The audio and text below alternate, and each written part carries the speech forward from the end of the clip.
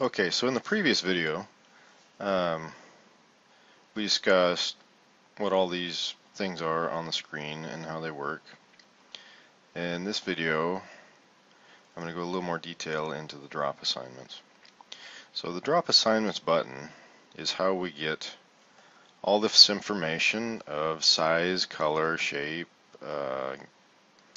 maturity, and all that into the drops.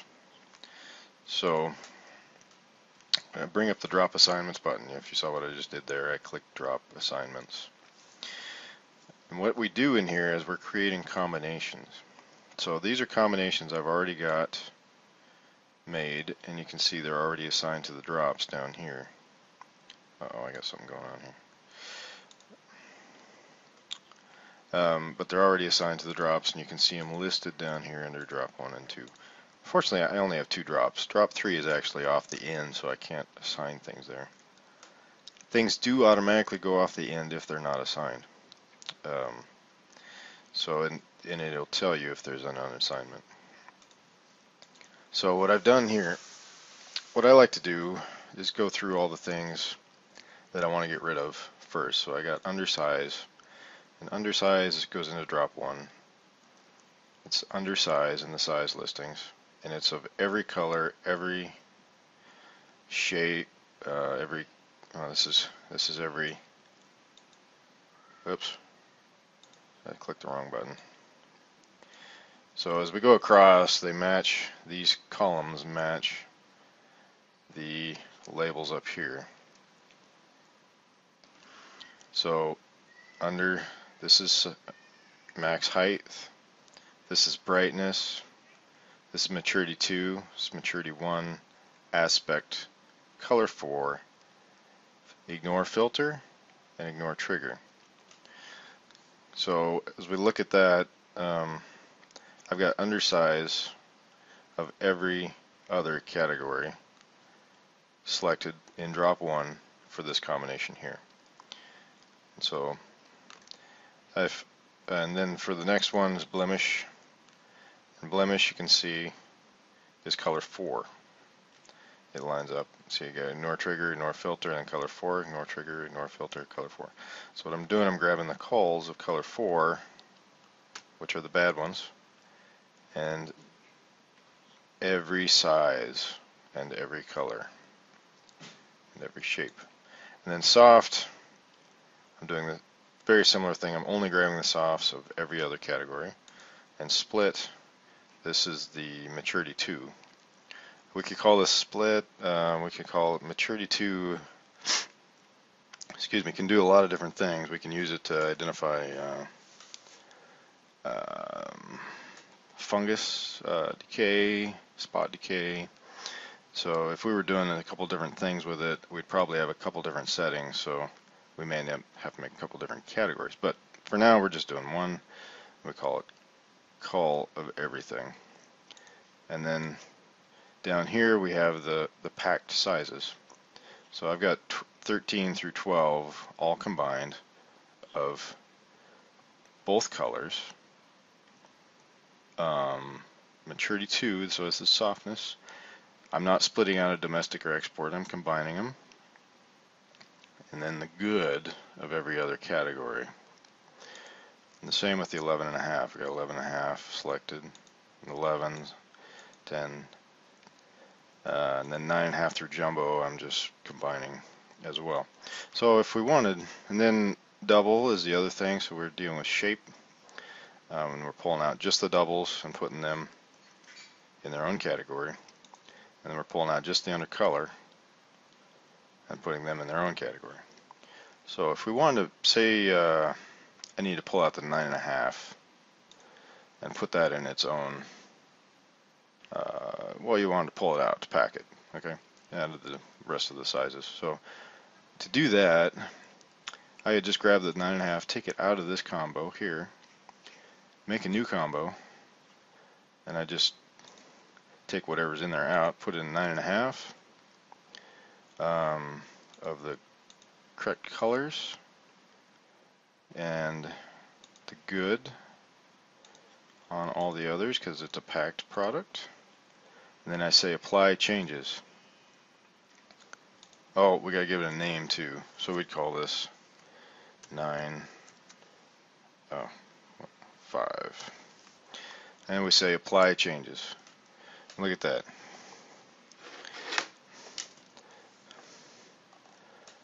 Suddenly we have a new combination. And that is how that's done. It's pretty simple. We can do the same thing with the 9s. We just grab it here, give it a name here, say apply changes. Oh, wait, we gotta grab the 9 first. And the correct colors, and the correct categories. Apply changes, and there we go. But we do have to go take it back out of here and apply changes. So anytime you make a change in a category you want to keep, you have to say apply changes or it will not change. Good to remember. And it does tell you what's in there vaguely. The easiest way is just by looking like this. And then the other thing is if we want to split color. So if we wanted to split color out, we would do a very similar thing. Say the 9s we wanted to have a dark and a light pack. We just take the lights out of there, say apply changes. We make another category and call it 9 light. And we grab all the good stuff again, things we want. And then grab the right color. Well, we're going to grab the light color of the 9. And we say apply changes. Alright, so now we have a 9 dark and a 9 light. And that's all there is to that. So if we think we might not have something assigned, we can hit this button here called Find Unassigned. And it will say all products are assigned because we've assigned everything. Now if you didn't have something assigned, it would show up right here. And then you could go assign it. It's an easy way to figure out what you're doing. The other thing we could do is, say we wanted to split a soft domestic export of the 9s. You could do a pretty easy, quick. These have just random stuff in them because they're unused, so you just do a 9, dark, light, grab your domestic, and throw it into that category, and then just give this a label, call it 9 domestic. And then you do another one called 9 soft. Pick a drop. Let's say we only want to do that on the dark color. It's usually the way we'd go. Because generally it's the darker ones that tend to run a little softer in cherries. Then you say apply changes. Oh, we forgot to label it. So then you say 9 soft, apply changes. And let's take the lights back out of this category because we just want to apply it to the dark. So what we did there, we just created a split. We created a 9, and we split out the darks and the lights, gave them their own category, and then we took the 9 darks and gave them their own category of soft and dark, or dark, between soft and softer, basically. So now we can click unassigned again. Oop, looks like I missed one. 9 domestic. Why is it telling me that?